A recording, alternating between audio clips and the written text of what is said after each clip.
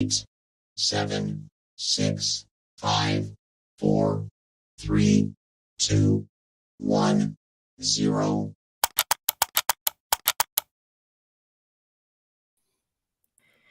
Hey, what's up, fam? Welcome back to this episode of 49 Faithfully. I'm your host, Miriah Lee, and today I'm joined by a very special guest, Ryan Hensley. Ryan, what's up, my guy? How you doing? I'm doing great. How are you? I love that intro. It made me want. I was like doing the robot dance backstage.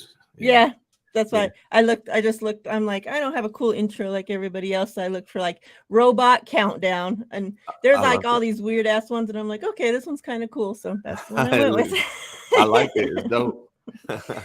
I appreciate you coming on. The Yeah, roles have reversed, so now you're in the question chamber. glad to be here. What's up, chat? What's up? What's up? Appreciate you guys rolling in. Real quick, I want to give a shout out. I know her show is still going, but Steph Sanchez is doing a great show right now. She has, I think you pronounce her name Stefina Bell from ESPN. She's a injury analyst. She's actually a 49ers fan too, but she's on there and she went over Brock Purdy's injury. She went over Trey Lance's injuries. Went into depth about a lot of things. So not right now, but once this show's over, if you guys haven't checked it out, make sure you guys go over to Steph 49K and check out that interview she just did with her because it's a great interview. Yeah. Steph's doing good things over there. Yeah, she's done a lot of great interviews lately with a lot of players that are coming out in the draft and a lot of good info coming out over there. I like it because her channel it provides a lot of different content than I guess a lot of the other 49ers channels do. So it's pretty cool. Yeah. Bebop, what's up? Bryant, JDLR, Alberto, Willie, Big Willie, Joel, what's up? What's up? All right, so let's start with Eric Branch puts Yeah. out a story today. Let me find it so I can be for sure what it said and I'm not misquoting anything. Well, I didn't read the story, so let's just start there. But the tweet had said the signing of Sam Darnold suggests a disconnect between the 49ers' words and actions on how they view their quarterback position in 2023, and by extension, Trey Lance's ability to lead a Super Bowl contender if necessary. Mm. What are your thoughts on that? And the Yeah, I whole read. and the whole Sam Darnold signing, because I really haven't heard what you think about them picking up Sam Darnold. So kind of wrap that all in together. Yeah, well, I did read the story. So I'm just confused by a lot of fans and a lot of the media and their take on this because I fully expected the 49ers to sign a quarterback around Sam Darnold's talent level. So I wasn't surprised by it. I think it's a good move. The 49ers need to make sure that they need three good quarterbacks minimum, right? They went through four last year. So three minimum. They're going to be signing another quarterback either through the draft or UDFA to throw it on the practice squad. They had three on the roster last year. So right now they have Trey Lance, who's healthy, and they have Brock Purdy, who's not healthy. So, of course, they're going to sign a quarterback, and I'm glad they got Sam Darnold because he seems like a good quarterback, especially for what they're paying him. He's probably getting like backup quarterback pay, which is fine. Like you got to look at the total compensation for the quarterback room, and if you add in Sam Darnold, Brock Purdy, Trey Lance, it's still less than what Jimmy Garoppolo is getting paid by himself. So that's great. It's really inexpensive. Most of Sam Darnold's contract is like $3.5 million for the year, $1 million signing bonus, and up to $7 million in incentives. So if they don't pay him, if they don't play him, they save $7 million. So to me, the incentives in Sam Darnold's contract incentivize the 49ers not to play him. It's a backup contract, which is what I expected them to do. But for some reason, a lot of people are saying, hey, this is a sign the 49ers don't believe in Trey Lance, with no mention of Brock Purdy and the fact that he's not even healthy and he's coming back from a really bad injury. So to me, this is expected. I'm glad they signed Sam Darnold. It's an insurance policy in case Brock Purdy isn't able to play early on in the season, or maybe he doesn't come back the same he was, or if Trey Lance gets injured. I mean, they went through 4 quarterbacks last year. They definitely need 3, right? And they're going to go get a 4th. So it's just a lot of hype. I don't know if it's clickbait or what it is. I'm not in the business of writing articles for clicks. So I don't know why they take this route, but it wasn't a surprise to me. I think it's a good signing. I'm glad we got him.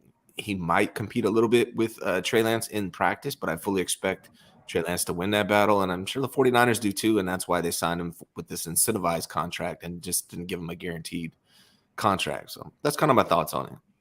Yeah, I mean, I was happy when we signed him, and like, I'm a Trey Lance fan. In no way did I think that was like bad towards Trey Lance, like in no way did I think that was a threat towards Trey Lance. And then all of a sudden, like now, especially like it's just getting worse and worse. Like the days coming, like, oh, Trey Lance is going to be traded.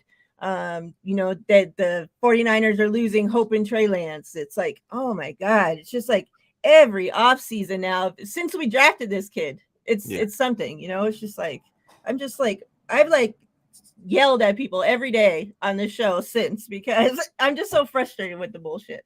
Like, oh my God. Yeah, and it's crazy because Sam Darnold, he has some talent, but it's never translated for him on the field. The guy throws interceptions in college. Yeah. Crazy. Throws them in the NFL. 61 touchdowns, 55 interceptions. It's really bad. Last year he had a 7-game stretch where he did okay, but outside of that, he's not played well. So he's had 55 starts. So it's not like this guy's unproven or unseen, or like when you look at his numbers after 55 starts, you're thinking this is a serious threat for Trey Lance. If Trey Lance can't beat out Sam Darnold, Trey Lance isn't the guy anyways. I fully expect him to. And I think the Niners do too. I think it's just crazy. Yeah. Like, I have seen nothing from Sam Darnold that makes me think like he's going to come in here and beat out Trey Lance from Trey Lance's own team. Like, he's coming into Trey Lance's territory, Yeah. Like, we watched Baker come into a team that Sam Darnold already was. Baker comes in there and takes the team away from him like it's nothing, like with a week before the season even started, and like, come on. And that was Baker. Like, come on. Like, I mean, ridiculous. Darnold has talent, but it's a mental thing for him. Yeah. Maybe it's coaching too. I don't know. Maybe, Shanahan and Brian Greasy can help him out because he has talent. He's got arm strength. He's mobile. It's just, he just makes bad decisions. It's always been a mental thing for Darnold. So maybe they can fix him, but I honestly don't expect him to play much. As long as Brock Purdy comes back and Trey Lance stays healthy, I don't really expect him to play. Hopefully he doesn't, right? Like, if he does, then we're in trouble as 49ers fans, because that means our first round pick that we spent all this capital in is a bust, or he's hurt. That means Brock Purdy that half the fan base thinks is God is hurt or a bust or hasn't come back from injury or something. Yeah. And we're having to rely on this guy that half the world thinks is a bust already. So like, I don't know why, and yet we have fans that are hoping this guy is going to beat out Trey Lance. So it's kind of weird. It's like a whole really weird situation. I mean, it's got to be, right? It's the 49ers. We got to have quarterback controversy. It's so frustrating because we have this great roster and everyone's focusing on the roster right now because it's free agency, but we still have no answer at quarterback. Brock Purdy played great in 7 games, but he tore his UCL. It's wrecked on his throwing arm. That's bad news, right? Yeah. We got Trey Lance, who's played 4 games, never back-to-back, so unproven. We don't know. He's thrown like 100 passes in the NFL. And then we got Sam Darnold, who's been a disappointment for 5 years in his career. So the 49ers have this great roster. Everyone's tripping on the roster, calling us a Super Bowl team. But unless Trey Lance steps up and plays up to his potential, which I hope he can, or Brock Purdy comes back healthy and is the same guy, all of this is irrelevant. Unfortunately, that's the Niners situation. We're in year 7, Kyle Shanahan, no consistency at quarterback. Throwback. Yeah, unfortunately. I see that Jimmy Garoppolo landed today in Vegas. Yes, in my city. I'm gonna have to see him out my window on billboards all over the place. Yeah, because they're gonna be selling his face like it ain't nothing. Like sex sells in Vegas. So oh boy, Jimmy Vegas. Yeah, that's Yeah. an interesting. That's definitely interesting. He's the most non-Raiderish quarterback I've ever heard. Like the Raiders, like they have They're this. supposed to be gangster, right? Yeah, Like, they're supposed to be tough guys, and and then you got Jimmy G, the pretty boy. Yeah, it's interesting, man. yeah, I it's gonna really, be crazy. honestly, outside of the 49ers games, I'm gonna be watching hella Raiders games because I want to watch Jimmy Garoppolo play football for a different team. I'm interested to see how that pans out. Yeah, me too. Because I really want to see, is he gonna take this winner? Is he going to carry that winner to the Raiders, or was Yeah, it Shanahan, or what was it? Like, I'm yeah, really interested to see how he does over there. yeah. Real quick, I want to say congrats to Bryant and Tony Culp. They welcomed a little baby into the world. So Congratulations, guys. yes, That's shout awesome. out to them. Hope Did they name it mommy. Ryan? Was it Ryan or Mariah? What did you name the baby? I believe it's a boy. So Ryan. Ryan, it is. Brian, yep. thank you. Maybe Brian. There you go. There you go. My dad's name is I don't really like my dad, but his name's Brian, so that's why they named me Mariah, because that's supposed to be like a girl. That was like the closest to a girl type. Like there's a long story how Mariah came, but there's like half of the reason was because it was like a girl form of Brian. They thought, who knows, but Oh, got it. that's what they think. Yeah. Well, congrats, Brian, and Yep. to you and your wife, man. That's great.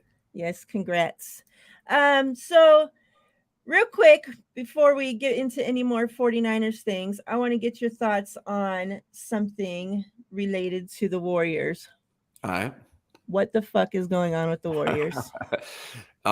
So a couple things. One of the biggest things, obviously, is Wiggins. We don't know what the hell. What's the deal? What do you think? So I have, I don't know, I know a few people that are kind of close to that organization, and from my understanding, it's like a mental thing, and I don't want to speculate too much because I don't know. Like, I could be wrong, but from what they're telling me is it's like he's resentful about the vaccination, and he's having mental anguish because of that, and then some other stuff that's going on.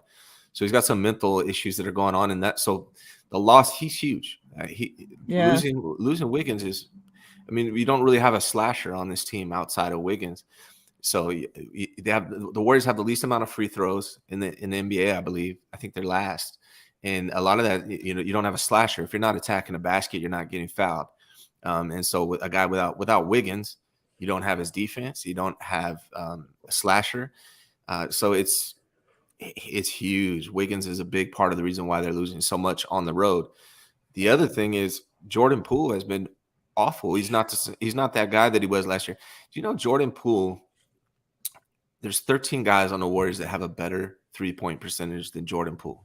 13 guys. Draymond. Draymond has a better 3-point percentage than Jordan Poole. Jordan Poole also is like, he's second on the Warriors for turnovers. So he's the worst 3-point percentage and the highest in turnovers.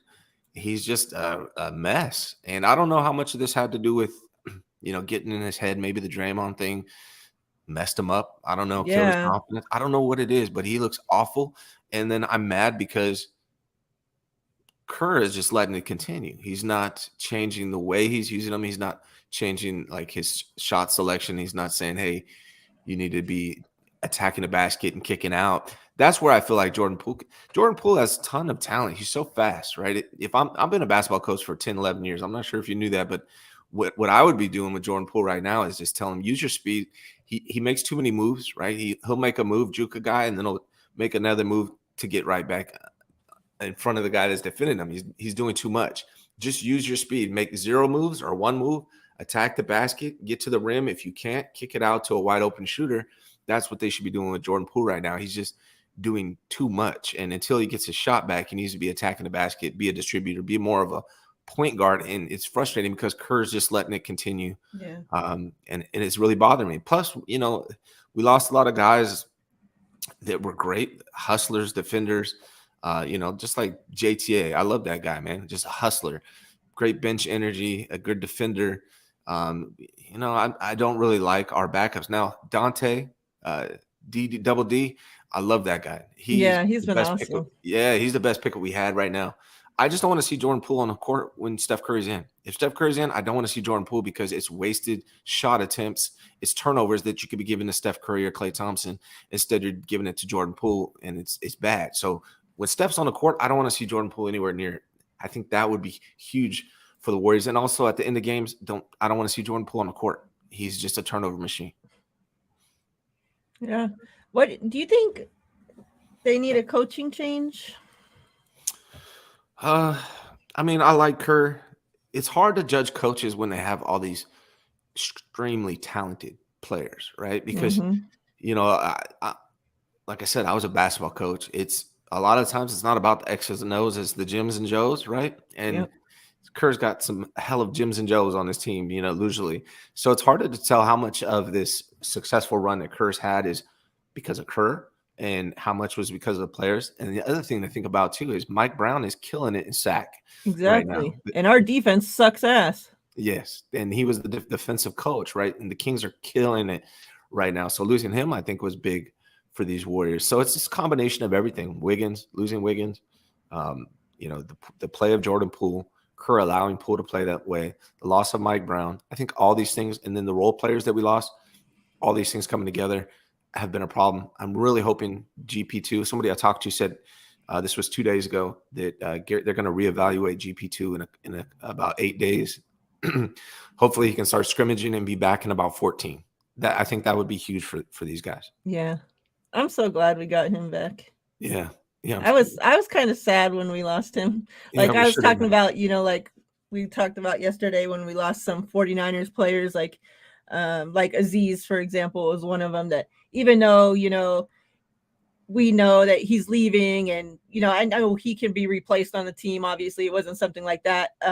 But more of as a fan, you know, how you get attached to players that way. It was like a little bit of a gut punch when the notification came through, you know, because he's just like a good dude, you know, he's just a good guy, you know, you wish the best for him. Like, I'm glad that he's, you know, going to be able to be that dude somewhere else, you know, be able to take care of his family and stuff, you know, like that's how I felt when that notification came that he was leaving after the run and like after the, championship last year, you know, like I was like a gut punch. So it was cool to see that he came back, but then to find out he was freaking injured, like that whole thing was really weird. Like, well, they should have never let him go. The hell? They should have never let him go, in my opinion. And man, Poole, unless he's got a ton of potential, so I hate to trade him, but like I would have rather at this point, based on how he's playing right now, I would have rather trade Poole. Now, hopefully he can come back and be good because I like Wiseman. Wiseman's out there hooping. He's playing really well. And the Warriors need a post defender greatly.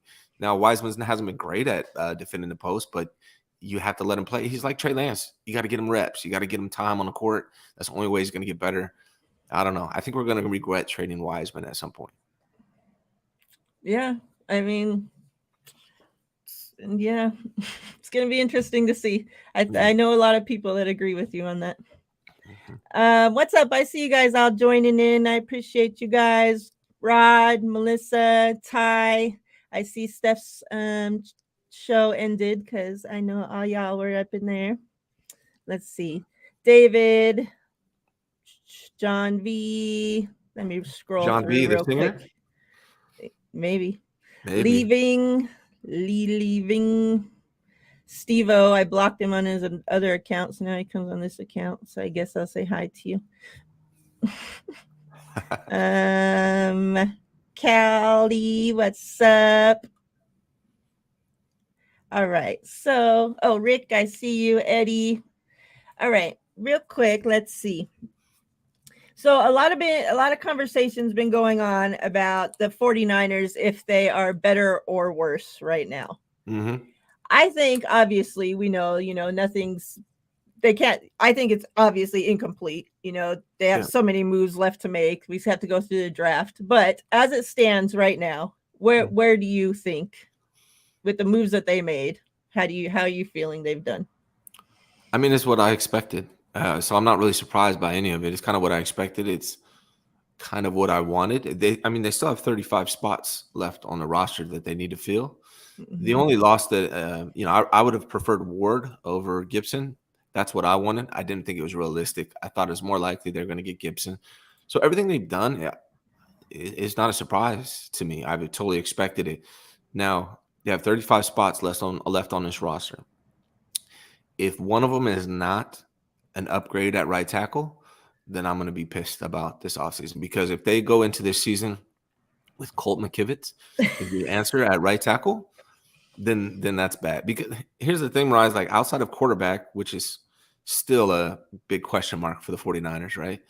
Outside of quarterback, offensive line is, to me, the most important position group on the team.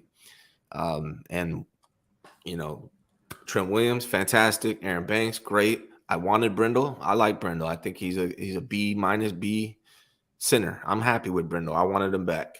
Mm-hmm. Burford, I think, is going to take a jump there. But if we have Colton McKivitz at right tackle, that's a downgrade from last year when we needed an upgrade. So to me, everything, this whole roster right now, like I really like the signing of Hargrave. I think that's great. The defensive line has gotten better. You know, they're going to need to add a little bit more depth there. I like the signing of the corner yesterday from Atlanta. I think he's good. I'm good with all of that. But if they go into this season with Colton McKivitz at right tackle, I'm going to be hot, because it's just another formula for, yeah, we'll make it to the postseason, because the NFC is trash right now. 49ers are going to make the playoffs. I don't care which quarterback. I don't care if it's Brock Purdy, Trey Lance, Sam Darnold. I don't care which one of those quarterback plays. They're going to make the playoffs. There's no doubt in my mind. But they're going to have an early exit if they can't protect the quarterback, if they don't beef up that right tackle position. That's my biggest concern. I'm trying to win a Super Bowl. Unless you fix that right tackle position, they have no chance. So you're fixing it in the draft, or? Well, my plan was to fix it in the draft, but in order to do that, you have to move up, because you're not going to find a starter at right tackle if they stay where they're at 99. So the only way you can get that right tackle in the draft, and to be honest, the reason why I figured we were going to do it in the draft, because there wasn't that many great free agents at right tackle. The best free agent at right tackle was Mike McGlinchey. So unless we want to sign Mike McGlinchey for $15 million a year, which I didn't want to do, the only solution is in the draft. But in order to get that guy, they have to move up, because he's not going to be there at 99. They need to move up to the top of the second. And they have a ton of draft picks. They got 11 draft picks this year. They'll probably have that or more next year. You know, they're finally getting a first round draft pick and a second round draft pick back next year. They're going to have 3 or 4 comp picks minimum next year. So they can bundle some picks from this year and next year, and even maybe Kinlaw, throw him in the mix. Whatever you got to do, trade up to the beginning of the second round, because if you get to the very top of that second round, there are some good right tackles in the draft that could come in and be week 1 starters, upgrades over Mike McGlinchey, in my opinion. Yeah, that's a good plan. Where do you see, I know a lot of 49ers fans, I'm not one of them, but they're wanting the 49ers to make a big move and get a DN to go opposite Bosa. Mm-hmm. Me, I'm happy to wait and have Drake Jackson and then draft, depth and young guys and whatever. Mm-hmm. I think Drake Jackson can grow to be that guy, and we're about to pay Bosa. So why are we going to pay another big name vet and we're paying Hargrave, and we're already paying Armstead all this money. Like, I don't know where we're going to get all this money to pay 4 people across the freaking D line. Yeah. Where are you at with that whole D end? I think people are a little too naive when it comes to the draft free agency and the draft, the cap, and what they're going to be able to do. I do not believe that you're going to hear any big names about the 49ers. I don't think you're going to get any more free agent starters left in free agent. I don't think there's going to be any starters coming from free agency, maybe outside of kicker. Maybe they draft a kicker. But I think the 49ers, they had to restructure some stuff. They only have so much cap space left. They still have to sign a kicker. They still have to sign all the rookies. I don't think it's realistic, unless they get really crazy with restructuring.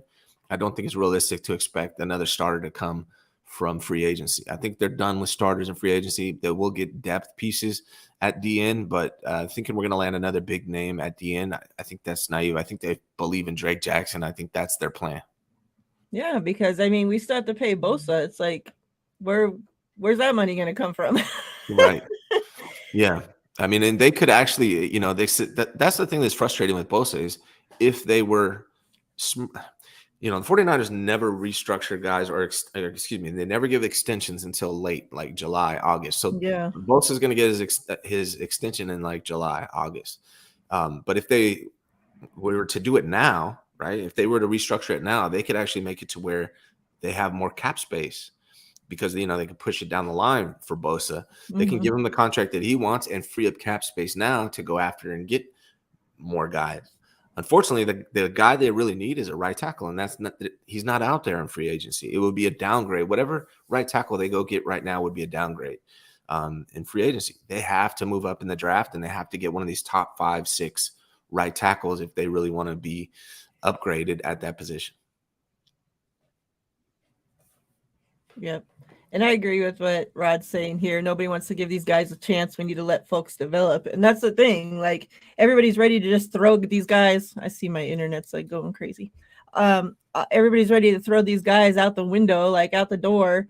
It's like they want to keep these old, busted up 35, 40-year-olds. It's like, I'm 40 years old. Like, there's no way in hell, like, Yeah. And they're like, well, we don't know what this guy's going to do. We don't know what this guy's going to go do. It's like, we didn't know what this 40, 30-year-old 5-year-old was going to do either, but we had to give them a chance once upon a time, right? It's like, you have to give these guys a chance. They're going to be okay. It's like, you guys wanted to get rid of Aaron Banks and look, he was okay. Like, I have faith. I have hope. Like, I think the rookie class from the last couple of years, they were actually pretty damn good. Like McCrary, Ball, There's 12 dudes that could be guys from last year. There's 12 of them.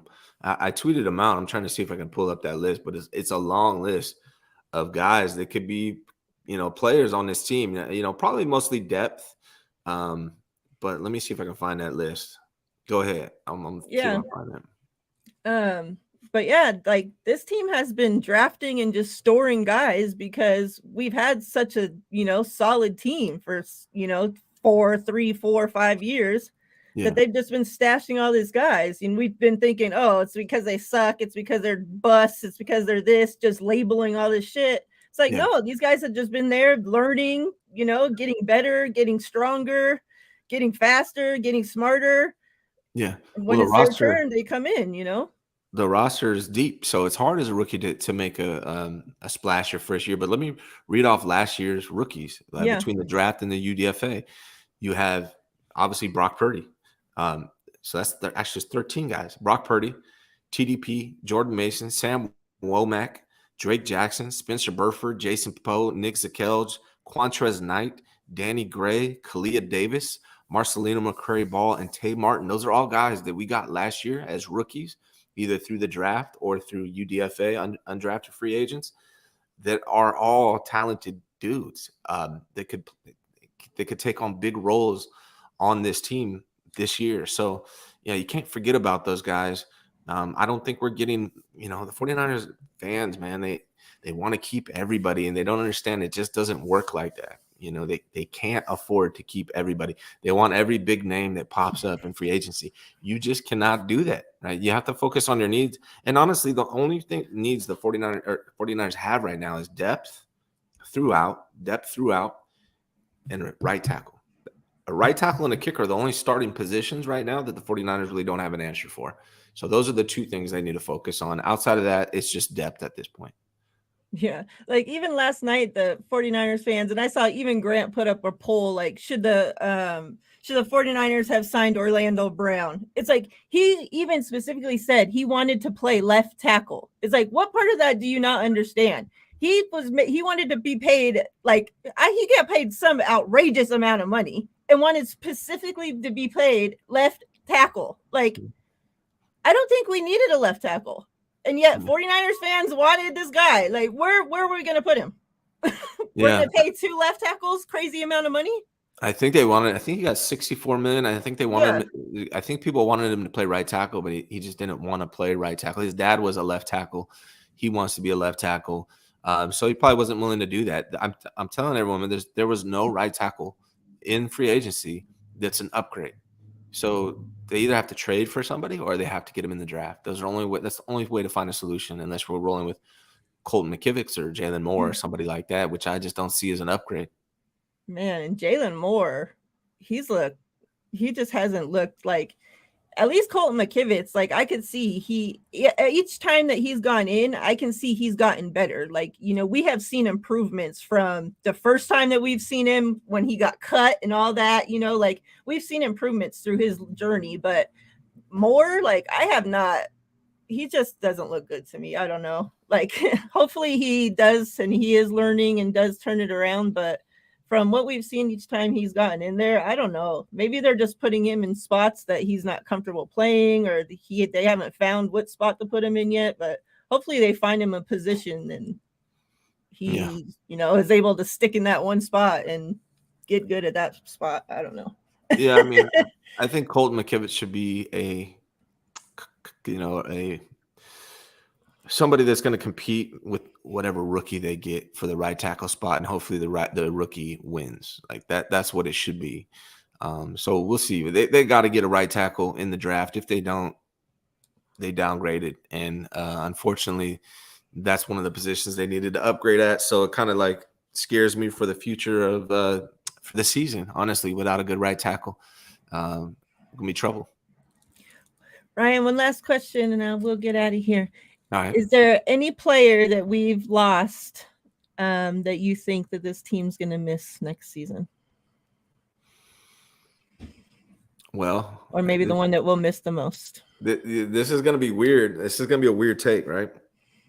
But if they don't upgrade the right tackle, the player that everyone hated on the most last year, Mike McGlinchey, people are going to be like, damn, maybe we should have kept Mike maybe McGlinchey. It wasn't that bad.